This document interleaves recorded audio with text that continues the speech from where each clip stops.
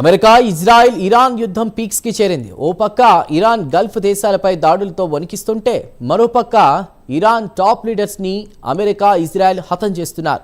Latest దాడుల్లో revolutionary guards అధికార ప్రతినిధి అలీ మహమ్మద్ నైని మృతితో కూడా ఇరాన్ కు మరో ఎదురు దెబ్బ తగిలింది.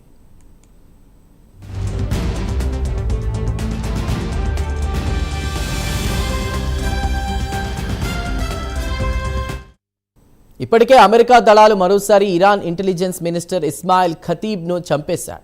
అంతకుముందు Iran security council secretary Ali షంకానీతో పాటు ఐఆర్జీసీ చీఫ్ లారాజీని కూడా మృతి చెందారు.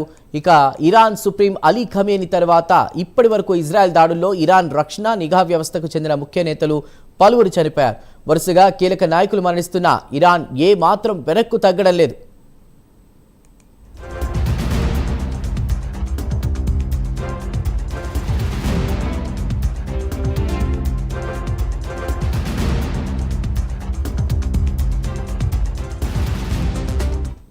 ఓవరాల్గా పశ్చిమాసియాలో యుద్ధం పతాక స్థాయికి చేరుకుంది. ప్రపంచవ్యాప్తంగా ఆందోళనలు వ్యక్తమవుతున్న ఇరుపక్షాలు తగ్గడం లేదు. ఇరాన్పై ఇజ్రాయెల్, అమెరికా భీకర దాడులతో విరుచుకుపడుతోంది. అదేవిధంగా ఇరాన్ కూడా స్ట్రాంగ్ కౌంటర్ ఇస్తోంది. ఈ క్రమంలోనే రెవల్యూషనరీ స్పోక్స్ పర్సన్ మృతితో ఇరాన్కు పెద్ద ఎదురుదెబ్బ తగిలింది.